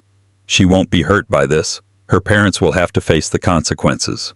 "All right," Arthur had said, and left it at that. And I had truly meant it. Sitting on Lily's floor, I meant it even more. "Grandpa Harold," Lily said suddenly, still coloring, "do you miss Grandma Evelyn?" The question fell like a stone into still water. I felt the ripples spread across my chest. "Every day," I said. She nodded as if this confirmed something she had already suspected. "I miss her too. She smelled like those purple flowers." She paused, then added in a tone of heartbreaking simplicity, "I told Mom we should keep her chair, but Mom said it was old." My jaw tightened, my eyes burned, and I blinked hard to fight it back. "Mom was right that it was old," I said carefully. "But sometimes old things are the things worth keeping." Lily pondered this with great seriousness. "Like the truck," she said. "Exactly like the truck." She held up her drawing, the house, the sun, the 2 stick figures beside the truck. "I'm giving this to you," she declared, "so you can keep it in the truck and not be lonely." I took the drawing from her hands and looked at it for a long moment, my vision blurring slightly around the edges. I pressed my lips together. "Thank you, kiddo," I said, my voice raspy and low, but entirely sincere. "I'll keep this forever." Lily smiled brightly at me, her eyes sparkling and her chin tilted up as she reached for a new marker. I folded the drawing carefully and tucked it into my shirt pocket, right next to the blue thread from Evelyn's wool sweater. That afternoon, I drove to Arthur's office one last time before the party. When I returned in the evening, the garage was empty. Margaret had sent me a text. "Borrowing the Suburban for a few days. Don't ask. Trust me." I stood in the empty garage bay for a long moment. I thought about stopping her, asking where she planned to take a 20-year-old truck belonging to a charitable foundation, smelling of oil and old grief. Then I typed back a single word. "Okay." It came 10 days later, on the morning of the 20th. I didn't go near it until Arthur walked out of that house. He had prepared one final thing for me, a sealed cream-colored envelope with my name handwritten on the front. I recognized the handwriting instantly. My hand trembled as I reached for it. "She gave this to me 14 months before she passed away," Arthur said softly. "She came in by herself, unannounced. She said there was one matter to settle that she didn't want you to know about yet. She made me promise not to give it to you until you decided to sell the house, in whatever form that took." He paused. "She trusted that you would eventually do it. She just wasn't sure how long it would take. She said to give it to you when everything was settled." I looked at Evelyn's handwriting on that envelope, neat, slanting slightly to the right, just as it always had. My chest felt tight with a heavy weight pressing from the inside. I slipped the envelope into my inner jacket pocket without opening it. "Not yet," I said. "I'll read it when the time comes." Arthur nodded. He understood. Vanessa truly had taste. I wanted to give her credit for that because I had tried my best to be fair throughout this whole ordeal, and fairness required stating it plainly. The house on the morning of December 20th looked extraordinary. High arrangements of white flowers were set everywhere, creating an intentional, sophisticated aesthetic like something out of a $40 magazine. A string quartet was set up in the corner of the main room, playing soft classical melodies. The catering staff moved with crisp efficiency, and as far as I could tell, the food was excellent. Whatever else Vanessa Mason was, she knew how to throw a party. She had spent 3 weeks preparing for this exact moment, and it unfolded just as she had intended. Guests began arriving at 11. I was in the main room when Frank and Linda Cole walked through the front door. I want to describe this carefully because they played an important role in this story in a way that wasn't about blame. Frank walked in first, broad-shouldered, moving with the deliberate caution of a man whose knees had given him trouble for a decade.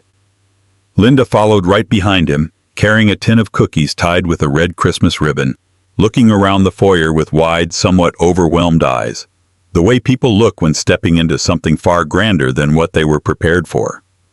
I crossed the room and extended my hand.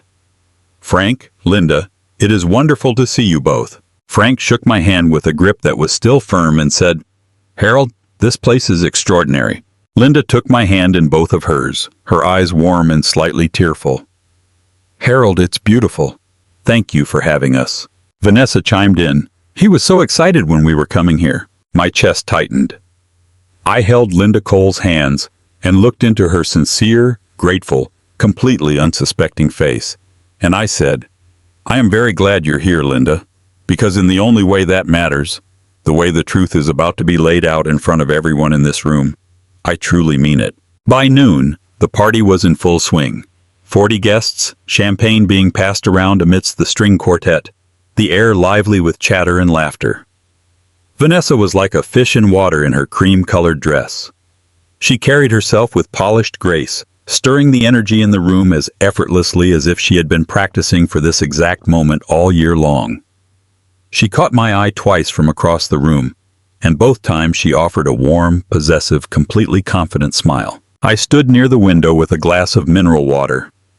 That morning, I had decided I needed a clear head, and I observed the room the way I used to observe a building under construction, searching for load-bearing lines, stress points, and places where the structure might give way based on assumptions that might not hold true. Daniel was sitting near the fireplace, chuckling at something a man in a navy blazer said. He had drunk 2 glasses of wine, and his shoulders were relaxed in a way they hadn't been in weeks. He had convinced himself that I had realized everything was going to be fine, that this was simply the other side of it all. Then Vanessa saw me.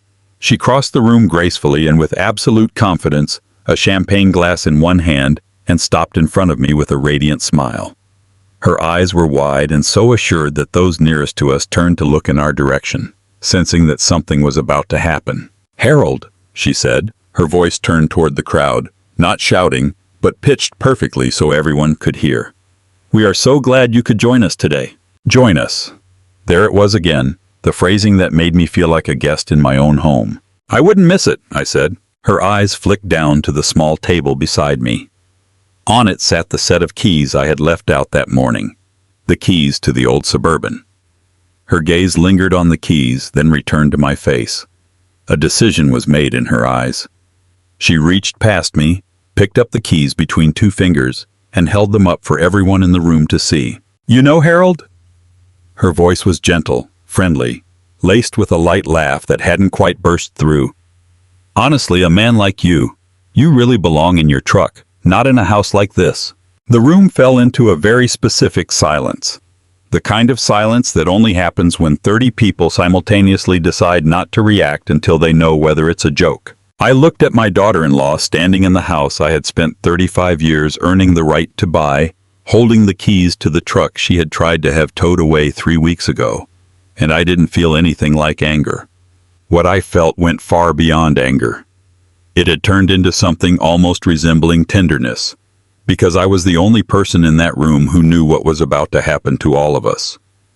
The weight of that knowledge was immense, heavy, and entirely private. I stooped down to pick up the set of keys she dropped onto the floor. I stood up straight and smiled at her, a genuine smile that showed in both my eyes and on my lips, the kind of smile you couldn't fake. And I saw a complex expression cross her face. Her chin lifted slightly. Her eyes narrowed just a fraction. For half a second her confidence flickered. The room remained silent. And that was when I heard the footsteps behind me. Slow steps with the distinct rhythm of a man who had never been late once in his entire career. I didn't turn around. I didn't need to. I felt the shift in the room. The way 30 people recognized a new presence. The way the energy changed when someone who was clearly not a guest walked in. Frank Cole, standing 10 feet away with his hand in Linda's and the tin of Christmas cookies tucked under his arm, spoke slowly. "Vanessa, who is that?" Vanessa's eyes moved past me toward the door, and this time her confidence didn't just flicker, it vanished entirely. Arthur Blake did not attend social events. I want you to understand that about him before I describe what happened next. In 22 years of friendship and professional partnership, I had never seen him at a single gathering where he did not have a specific legal reason to be present. He didn't do cocktail parties. He didn't attend holiday celebrations. He showed up when necessary, did what needed to be done, and left. In that way, he was one of the most reliable men I had ever known. So when he stepped through the front door in his charcoal suit, carrying a leather briefcase, with a uniformed deputy sheriff following 2 steps behind him, everyone in that room understood through deep instinct that the afternoon had completely changed. The deputy, a man named Reyes, whom Arthur had requested to assist through standard civil procedure, stood near the entryway with his hands folded in front of his chest. Civil assistance, for anyone unfamiliar with the procedure, is a routine legal mechanism when a transfer of property involves parties who might contest the outcome. Law enforcement may be requested to maintain a peaceful presence. This was not an arrest. This was not an accusation.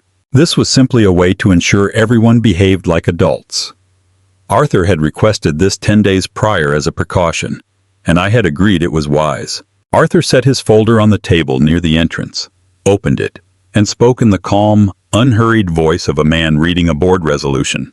"Good afternoon. My name is Arthur Blake. I am an attorney licensed to practice in the state of Arizona, and I represent Mr. Harold Mason. I need to make a brief announcement on behalf of my client and the Evelyn Mason Memorial Foundation." The string quartet stopped playing. I don't think they were asked to stop. I think they simply stopped, the way music stops when a room decides something more important is happening. Arthur continued. "As of December 9th of this year, the residential property at this address has been transferred. Mr. Harold Mason transferred it to the Evelyn Mason Memorial Foundation, a registered nonprofit organization under Arizona law established for the purpose of elder care and transitional support." He raised his head from the folder. "Mr. Mason was the sole owner of this property. Only his name appeared on the deed, and he has exercised his full legal right to dispose of the property as he saw fit. The transfer has been executed, notarized, and recorded at the Maricopa County Recorder's Office. I have copies for anyone who wishes to review them." The entire room absorbed this slowly, in stages, each person processing it at their own speed. Vanessa's champagne glass slipped from her lips. Her face turned pale as old paper. Her voice trembled from the very first word, though she tried to hold it back. "That's impossible. He signed a power of attorney for management. Daniel and I have a power of attorney for the property that Mr. Mason signed on November 14th. Arthur spoke in a calm voice, the voice of a man who had anticipated every single word of this conversation. "A power of attorney for management is only valid as long as Mr. Mason retains ownership of the property. Once ownership is transferred, any such power of attorney automatically becomes void under Arizona law. It has had no legal force since December 9th. He paused briefly.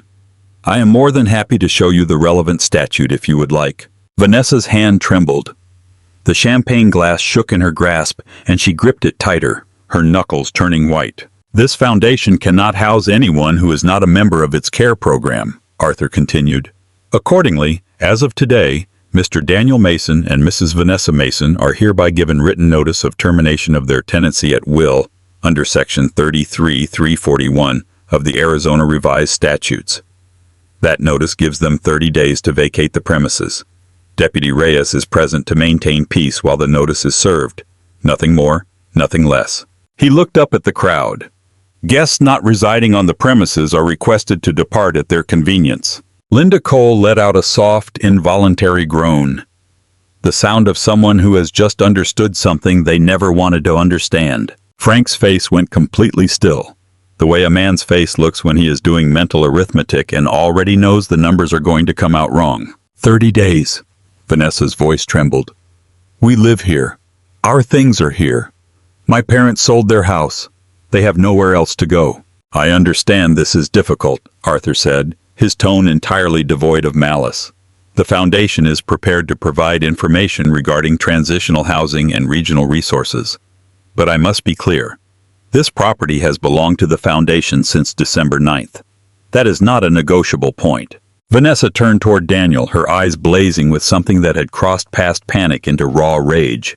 Daniel, tell them this is insane. Tell them your father can't just... Arthur opened his folder a second time and placed another document on the side table, turning it to face the room. This is an agreement letter signed by Daniel Mason on December 5th, 2 weeks before today. In it, Mr. Daniel Mason acknowledges the planned property transfer to the foundation and agrees not to contest it. In exchange, Mr. Harold Mason paid off Daniel Mason's outstanding personal debts. I will not state the amount, but it was substantial. The paper sat on the table between them like a stone dropped into still water. Vanessa stared down at it. Then she turned to look at Daniel, and the expression on her face was something I had never seen on her before. Not anger, not calculation, but an absolute, unvarnished, naked agony. You knew, she said, her voice choking off. You knew this whole time. Daniel's face crumpled. His shoulders slouched, his head hanging low. Vanessa. The debt. I couldn't. You know that. You sat across from me. Her voice fractured completely on the second word. The champagne glass slipped from her fingers, shattering on the marble floor, but she didn't even flinch at the sound. Her entire body shook. Every night at the dinner table, guests were already quietly drifting toward the exit. The way people move when they realize they are witnessing something private, painful, and entirely none of their business. The catering staff had completely stopped moving. Frank Cole set his tin of Christmas cookies down on the nearest surface very slowly and carefully, as if the task required his full concentration. Linda held both hands pressed against her mouth, tears brimming in her eyes and overflowing before she could stop them. I stood up from the window seat, walked across the room, and picked up Vanessa's car keys from where they lay on the floor near the broken glass, her hands trembling too badly to gather them herself. I held them out to her. She looked down at the keys in my hand. Then she looked up into my face. There is a good transitional care facility in Tempe, I said softly. The foundation has a relationship with them. Your parents can contact them. I will make sure they are well cared for. Vanessa stared at me, her chin quivering.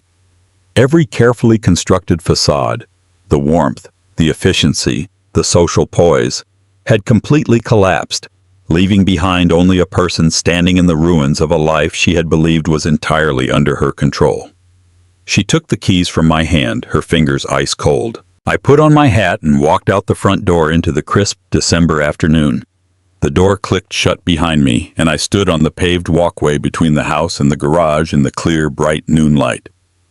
The party was over. I could hear the echoes of its end filtering through the walls.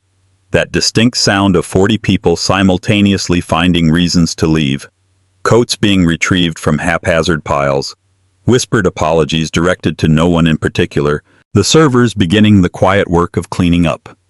Somewhere inside, the string quartet was packing their instrument cases away. I didn't go back inside, but I didn't go into the garage either, because from the far side of the front garden, I heard voices. Frank Cole's voice was unmistakable, deep, slow, carrying the heavy weight of a man who had been patient his entire life and had finally reached the quiet end of it. I walked around to the side of the house. To be completely honest, I told myself I was going to the garage, but I walked slowly enough to hear every word. Frank was standing in the middle of the front yard with Linda beside him, his hand holding hers. Vanessa stood a few feet away, her arms wrapped tightly across her chest, her face showing a complete breakdown, unraveling openly without a trace of the elegant composure she usually maintained regardless of what was happening around her. Frank. Vanessa's voice floated from near the driveway. Frank wasn't shouting. That was something I had always respected about him. He never needed to raise his voice to make himself felt. Your mother and I sold everything we had, Frank said. I need you to tell me where it went. Dad, please. I can explain. Vanessa's voice choked on the last words, breaking so completely it was almost unbearable to hear. I was trying to build something for all of us, for our future, for the family. What future? Frank's voice trembled. Just a fraction, a tiny crack in a structure that had carried immense pressure for a very long time, but enough to show what standing there saying those words was costing him. Linda and I are standing in a stranger's yard with nowhere to sleep before Christmas. That is the future you built for us. I thought it would be fine. Tears were streaming down Vanessa's face now, her mascara running in dark tracks down toward her jawline. I thought Harold would... I thought by the time... Frank's voice dropped lower, and the quieter it got, the heavier it sounded. He looked at his daughter, really looked at her, the way a father looks when he is searching for the child he spent a lifetime raising and cannot find her anywhere in the person standing before him. His eyes were wet, his jaw set tight, his whole body bracing against something terrible. You used your mother's name to get her signature on papers she didn't understand, Frank said. You used my retirement savings like a party dress in a house that never belonged to you and never was going to.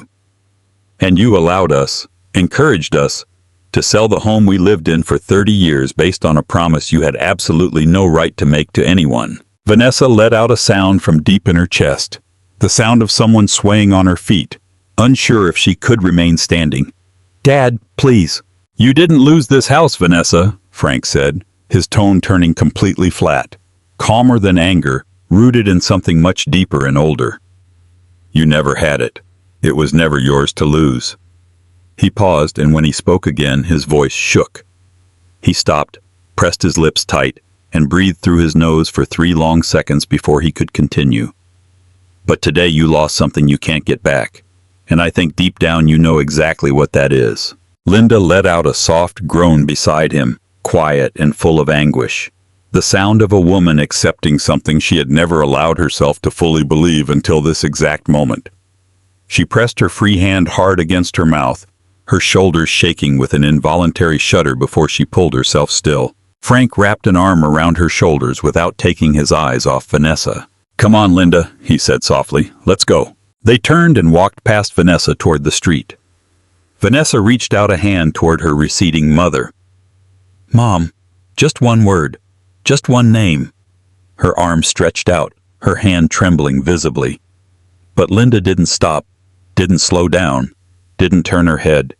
And the image of Vanessa standing there with her arm outstretched, that single word fading into the cold December air, was without a doubt the most painful thing I witnessed during that long, agonizing day. I turned away. I walked toward the garage. Daniel found me there 10 minutes later. I heard him coming before I saw him. His steps on the stone path were slower than his usual pace, heavier, like a man carrying something he hadn't yet learned how to put down. He came around the garage door and stopped when he saw me standing beside the Suburban, my back turned toward him, one hand resting on the rear fender of the old truck. Dad! His voice was thick, raspy, as if torn from the inside out. Dad, I need to tell you something. I turned around. My son was 40 years old, but standing there in the thin winter light, he looked younger than I had seen him in at least 20 years. Truly broken and frightened in a way that had nothing to do with the consequences and everything to do with himself, with what he had allowed himself to do, and what he had stood by and let happen. His eyes were red. His hands hung limply at his sides as if he had completely forgotten what they were for. I know what you're going to say, I told him, and you don't have to say it. I have to say it. His voice choked on those 3 words. Dad, I took your money, and I let Vanessa do all of it.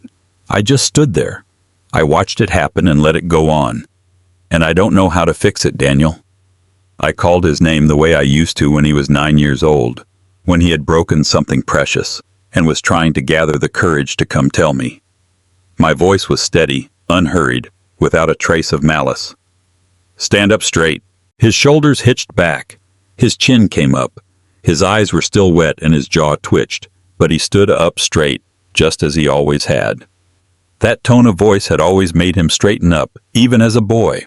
I am not going to tell you what you did wrong. You already know what you did wrong, in far greater detail than I could ever tell you. And I am not going to scold you because I am too old and too tired, and because it wouldn't help either of us. I looked him straight in the eye, keeping my voice calm and clear. What I want to tell you is this. For the first time in your life, I am not going to fix what you broke. Whatever comes next, the apartment, your job, your marriage, in whatever state it is in, it belongs to you now. You have to handle it yourself, not me. Daniel's face went through a rapid succession of emotions. His jaw tightened, relaxed, then tightened again. Dad, I mean it. My voice didn't tremble at all. It was the most certain I had felt in a long time. You are 40 years old, Daniel. It's time. It's past time, if I'm being honest with you. His lips pressed together so hard all color drained from them completely. His tears fell freely, not quietly, not in the restrained, controlled way a man tries to cry when he is still holding everything together, but completely and fully, the way a person cries when they have stopped trying to prevent it. He raised a hand and pressed it hard against his eyes. I stepped forward and placed a hand on his shoulder. A firm, steady hand, just as I had done when he was very small, waking in the middle of the night terrified and needing to feel that something solid still existed in the world. I held my hand there, counting 3 seconds in my mind. I love you, I said. That was never in doubt. Not once, not for a single day. I kept my hand there for one more moment. But love is not the same as salvation. It took me far too long to learn that. I should have taught you the difference years ago, and the fact that I didn't is something I have to carry with me. I removed my hand from his shoulder and turned back toward the Suburban. Go take care of yourself, son, I said. Start today, not tomorrow. I heard his footsteps receding down the stone path, growing fainter until they disappeared entirely. I stood there alone, placed my hand on the handle of the old truck, and took a long, slow breath of the cold December air deep into my lungs. Then I opened the door. I want to tell you what was inside, but I want to tell it the way it actually happened, slowly. The way the door opened, the way my eyes needed time to adjust, the way understanding didn't arrive all at once, but came bit by bit, like pages turning, because you deserve to experience it just as I did. I opened the driver's side door and froze. The cabin of the Suburban, the vehicle I had sat in for 2 years with my hands gripping the steering wheel, completely motionless. The truck Vanessa had tried to have towed away 3 weeks ago, the one where I had left Evelyn's wool sweater on the back seat because I simply couldn't bear to put it anywhere else, had been completely transformed. The seats were reupholstered in a warm, rich cognac-colored leather, far softer and more luxurious than the old cracked vinyl. A small wooden shelf ran along the back wall, and on it sat 3 books I recognized instantly. Evelyn's books, the exact ones that had rested on her nightstand during the last 6 months of her life. A strip of warm LED lighting ran along the ceiling, bathing the entire interior in a soft amber glow, even against the bright midday sun outside. Along one side was a compact kitchenette, a small gas stove, a coffee maker no larger than a hardcover novel, and a narrow, functional counter. Along the other side was a fold-out mattress, and resting upon it was a quilt I recognized the second my eyes landed on it, the patchwork quilt Evelyn had made during our first year of marriage. I hadn't seen it since Margaret packed up Evelyn's things, and I had assumed it was buried somewhere in storage, perhaps lost forever. And on the dashboard, mounted securely right where the old radio screen used to glow with green numbers, held firm by a clear strip of adhesive, was Evelyn's paper road atlas.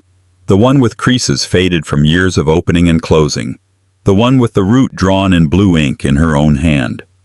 It traced a path north through New Mexico, climbing up into Colorado, ending with a small handwritten star drawn over Telluride. Taped to the steering wheel was a note. Margaret's handwriting was neat and unhurried. She gave me the drawing and the money 3 weeks before she passed away and made me promise to finish it for the day you decided to leave. It's been sitting in a shop in Mesa waiting for you for 9 months. She said, "He'll know when it's time." My legs trembled. I placed a hand on the doorframe to steady myself. "Mr. Mason." I turned. Margaret Sullivan was standing at the edge of the garage bay in a navy blue uniform I had never seen before. Neat, professional, with a small embroidered logo stitched onto the chest pocket. The Evelyn Mason Memorial Foundation. She stood very straight, her eyes bright and warm. "Margaret," my voice came out as barely a whisper. "When did you—" "They called me last week," she said.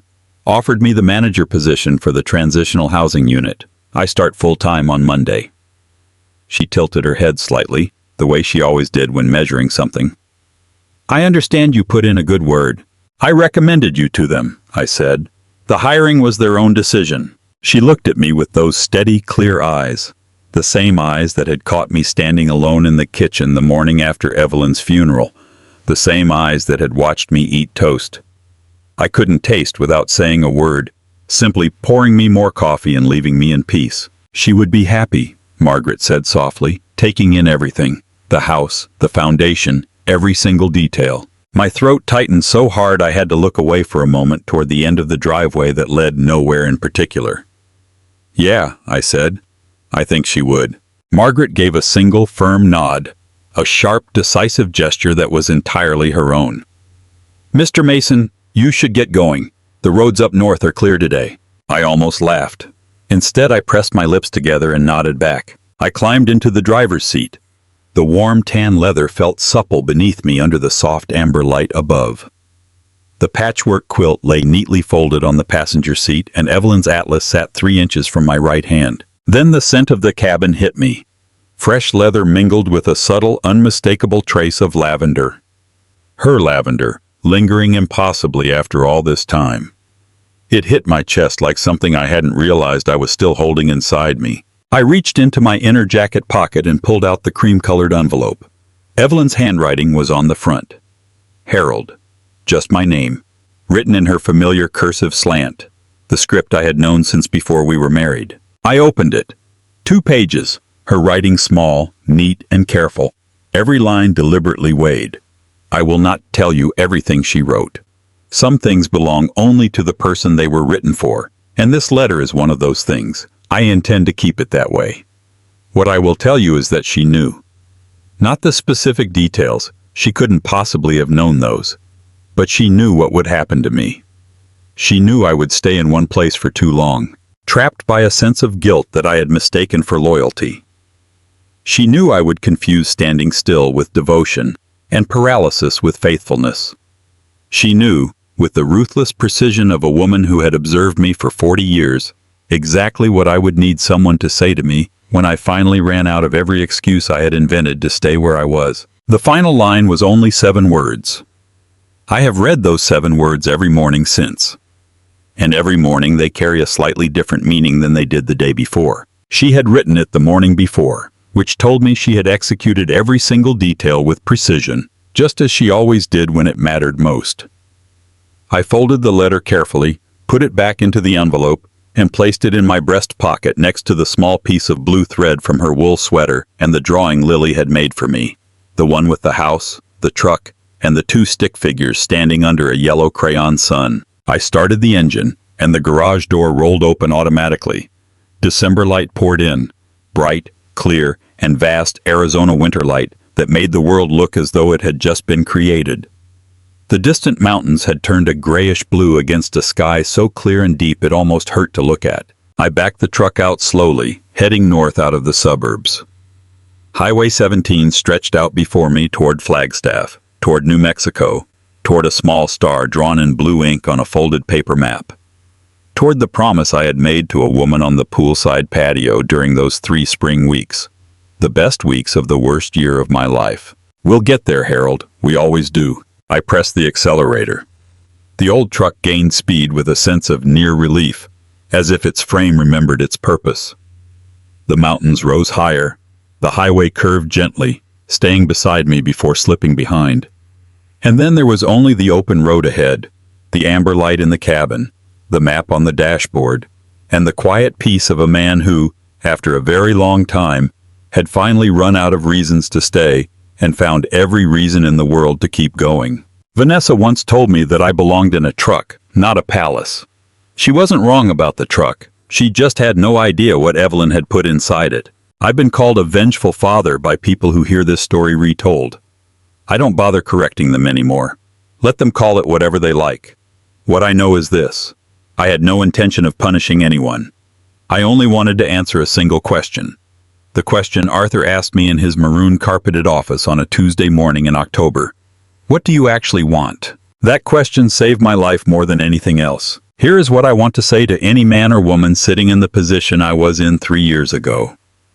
Don't wait as long as I did. Don't let someone dismantle your life while you tell yourself you are being patient. Patience is a virtue. Paralysis is just fear wearing the coat of patience. I understand the difference now. I only wish I had known it sooner. I also believe, and this is merely my personal view, that family justice doesn't always look like a courtroom trial.